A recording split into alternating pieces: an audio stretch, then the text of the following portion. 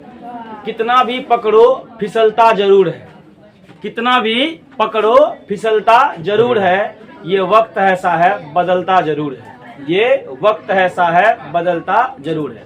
तो बच्चों आज हम लोग हिंदी का चौथा क्लास करेंगे, ठीक है। इससे पहले हम लोगों ने वर्ण के बारे में पूरा वर्णन कर लिया, वर्ण का उच्चारण स्थान तक हम लोगों ने देख लिया है। आज आपका टॉपिक है शब्द, जिसको हम लोग अंग्रेजी में कहते हैं वर्ड, ठीक है। शब्द का मतलब क्या हो गया? वर्ड। सीधा समझिए, अक्षर होता है ना, अक्षर, वर्ण क ख ग घ अंग अ आ सही दीर्घ, ये क्या आपका अक्षर है, जिसको हम लोग साउंड कहते हैं, वर्ण कहते हैं, ठीक है। जब यही इसी का जब ग्रुप बनता है ना, और वो ग्रुप आकर एक मीनिंगफुल मतलब एक अर्थ देता है, जिसका कोई ना कोई क्या हो मीनिंग हो, वही आपका क्या होता है? शब्द होता है। सीधा समझिए, शब्द का मतलब क्या हुआ?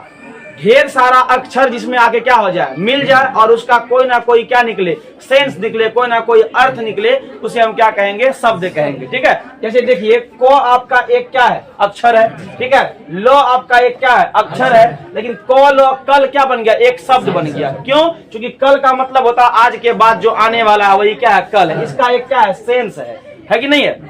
जैसे को एक अक्षर है, मो एक अक्षर है, लो एक अक्षर है, तीनों मिलके क्या बन गया? कमल। हमें पता है कमल क्या है? फूल का नाम है, ठीक है। तो जब ढेर सारा अक्षर आपस में आके मिलता है ना, उसे हम लोग क्या कहते हैं? शब्द कहते हैं। ढेर सारा जरूरी नहीं है। जैसे मान लीजिए सिर्फ हम लिखेंगे नौ, नौ एक अक्षर भी है, नौ एक शब्द भी है, कोई शक?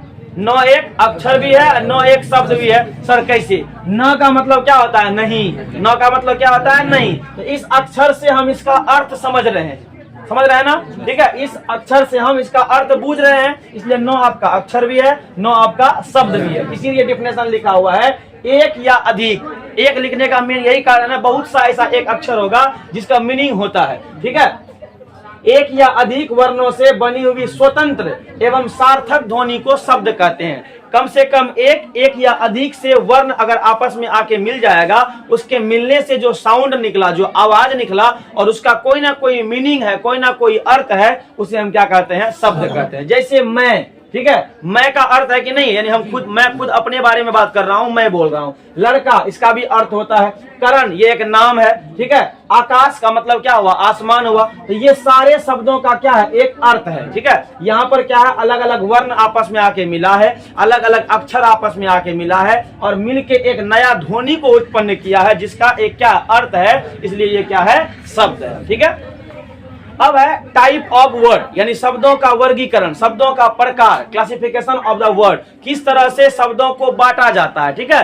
तो शब्दों को यहाँ पर चार आधारों पर बांट सकते हैं आप। क्या आधारों पर? चार आधारों पर, ठीक है। मुख्यतः पहला है अर्थ के आधार पर, दूसरा है रचना के आधार पर, तीसरा है उत्पत्ति के आधार पर, और चौथा है रूपांतर के आधार पर, ठीक है। अर्थ के आधार पर दो तरह का होता है, एक को कहते हैं सार्थक, दूसरे को कहते हैं निरर्थक, ठीक है। रचना के आधार पर तीन प्रकार का, रूढ़, यौगिक, योगरूढ़, ठीक है। उत्पत्ति के आधार पर चार प्रकार का, तत्सम, तद्भव, देशज, विदेशज, ठीक है। रूपांतर के आधार पर दो प्रकार का, विकारी और अविकारी।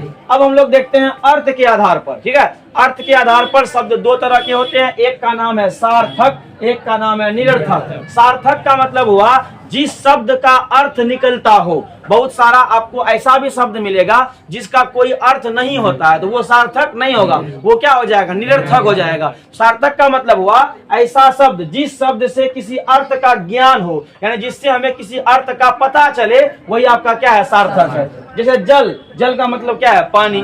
आकाश, आसमान। राम क्या है? नाम है, आदमी का भी नाम है, भगवान का भी नाम है। ये आपका क्या? इनका सेंस है, इसका एक अर्थ है, इसीलिए ये सार्थक है। निरर्थक क्या हुआ? जिस शब्द का कोई अर्थ ना हो, जिस शब्द का कोई अर्थ ना हो, उसे हम क्या कहेंगे? निरर्थक कहेंगे। चैचे, इसका क्या मतलब होता है? ठीक है, नॉर्मली गांव देहात में कोई हल्ला करता रहे, चचिया ढेर मत बोलता है ना, वो एक इसका नॉर्मल सेंस है हल्ला करना। लेकिन व्याकरण में अगर आप आइएगा, हिंदी व्याकरण में, इसका कोई वैल्यू, कोई मीनिंग इसका नहीं है। चे चे, पे पे, कॉल टॉल, ऐसा कुछ भी जो करते हैं, इसका कोई सेंस नहीं होता है, इसलिए आपका क्या है? निरर्थक शब्द है, ठीक है। अगले क्लास में हम लोग पढ़ेंगे रचना के आधार पर, उत्पत्ति के आधार पर और रूपांतर के आधार पर। ये तीनों जो है, तीनों टाइप हम लोग एक क्लास में खत्म कर देंगे, ठीक है। उसके बाद फिर आपका आगे शुरू होगा। धन्यवाद।